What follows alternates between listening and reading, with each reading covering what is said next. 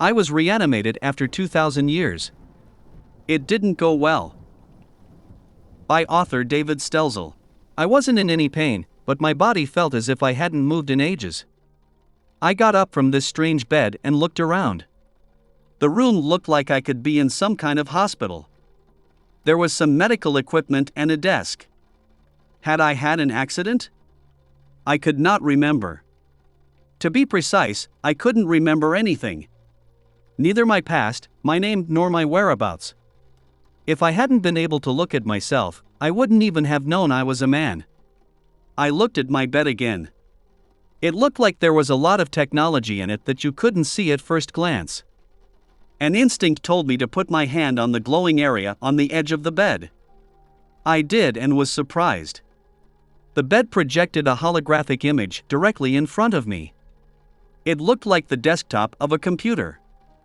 It looked like you were navigating with your fingers, like a touchscreen. Except that the screen was air. A file had the name Patient X425638. Hoping to learn something more about myself, I clicked on it. Sure enough, the file showed a picture of me along with a bunch of text. My name was apparently Barry Hodge. Apparently, I had been suffering from something called glioblastoma since 2007. This was apparently a very malignant brain tumor. This news would have knocked my socks off if there hadn't been more information in the file. It said that I had been cured in 2138. How was that possible? That was more than 100 years after my diagnosis. Shortly afterwards, I understood. After being completely cured of the tumor, I was put back into cryostasis. I didn't remember, but now it made sense. I must have been quite rich and had myself frozen just before I died. The doctors of the future must have been able to cure me then. But then why had they put me back into cryostasis? I found out in the next paragraph. They could cure all kinds of cancer, but they had not yet been able to bring people back to life from cryostasis without brain damage. What I read next shocked me to the core. Apparently they had found a way. But not in a particularly timely manner. Awakening from cryostasis on October 31, 4477. That was almost 2,500 years after my death. Damn, I had a lot of catching up to do. I walked out of the room and looked for a doctor. Someone had to revive me, after all. But the corridor was deserted. There was another room right next to mine, but I decided I'd better use the lift I saw at the end of the corridor. As I approached it, I heard a buzzing sound. Then the lift arrived and opened the doors for me. That was always handy. I stepped inside and saw on the display above the doors that I was on the 48th basement floor. My goodness. As there were no buttons, I tried to speak the command. "To the ground floor, please," said I. "Very good, sir," the lift replied and started moving. I could only guess at the speed at which we were going up, for it was not 5 seconds before the doors opened again. It was dark on the ground floor, with only emergency lighting providing some light. There was an abandoned counter and a waiting area with chairs. Unfortunately, I couldn't see out of the window because the shutters were down. But that didn't matter, because the door was unlocked and I stepped outside. I regretted that immediately. Heat, wind, and a lot of sand whipped my face. I couldn't see much except that we were certainly in a desert. I quickly closed the door again and took the lift back down. As I did so, I noticed that I had a small wound on my right arm that had a slightly greenish glow. I wondered where I had got it. Since I only knew the 48th basement floor, I went back there. There had to be a doctor somewhere. I searched several corridors but found no one. The empty, poorly lit corridors now somehow frightened me. On my way back to my room, I found another room. The door was locked, but when I pulled the handle, I heard a noise in the room. "Hello? Is anyone there?"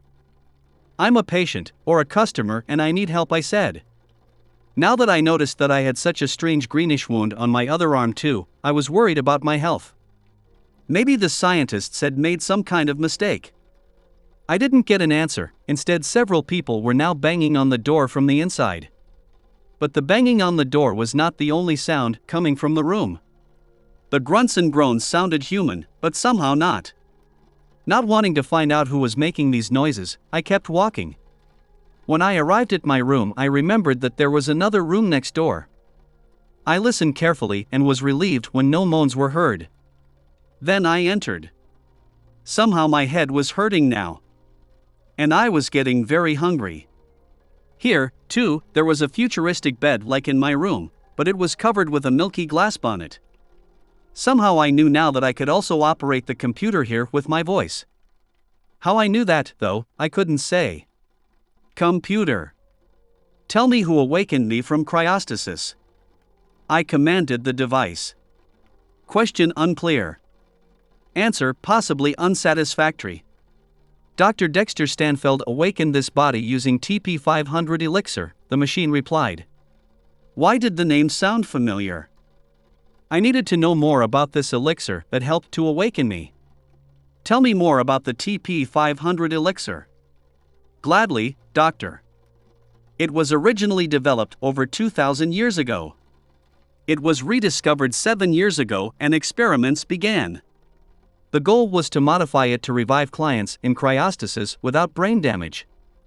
Many tests failed. This morning, the first test succeeded. The revived client had no loss in motor or cognitive abilities. The elixir was then administered to all still sleeping customers to awaken them over the next few days. That sounded good. If this woman was also awakened, then I was definitely not alone here. Only now did I notice that the computer had called me doctor. I hadn't read anything in my file about having a doctorate. Computer, where is the customer who was awakened this morning now? I asked. In cryo 183 in this room, Dr. Stanfeld. The machine obviously mistook me for this doctor who worked here. Well, I guess computers weren't perfect even in this millennium. I moved closer to the bed and tried to see something through the milky glass. I almost had a heart attack when the person lying inside snapped at me. I wouldn't exactly call that a successful resuscitation. I sank to my knees. There was something wrong with me. I now noticed open wounds on my face. Computer, what happened to this customer? And what is happening to me? I asked desperately. After several hours, the customer changed for unknown reasons. She died and then bit several employees of the facility. Among them you, Dr. Stanfeld. Now I remembered. I wasn't Barry Hodge. I was Dexter Stanfeld, doctor of neomedicine and director of this facility. Well, it was my mind that housed this brain. The body was Barry Hodge, that's right. I also remembered how that woman went crazy.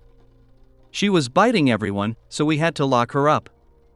Then the team that got bit also changed and killed everyone who worked here except me. They bit me before I could lock them up. I knew what was going to happen to me and made a hard decision. I needed a new body. Using the Cerebellum X machine, I extracted my spirit from the dying body and transferred it to one of my sleeping clients. But there was a problem. It was not the woman who was to blame for the transformation, but the elixir. I noticed how it changed me again. My only chance was to take on another body and find an antidote before I changed. I went into the room with the Cerebellum X machine and saw my body still trapped in the bed connected to the machine. It snapped at me greedily. Computer, transport these creatures to the surface. They're a danger to me down here. Yes, Dr. Stanfeld. As the bed disappeared into an opening in the floor and a new one was raised, I noticed myself weakening. Find me a client who seems healthy to you and then transfer my spirit into his body. Also, please prepare all the files I need to search for an antidote to the transformation. Yes, doctor. Then I lay down in bed and let the procedure wash over me.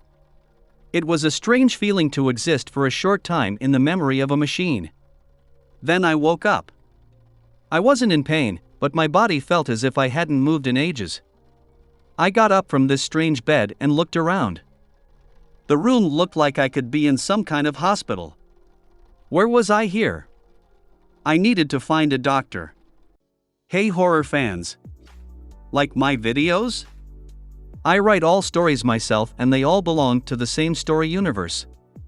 Please like the video and subscribe to my channel so you don't miss out on a new video. Thank you.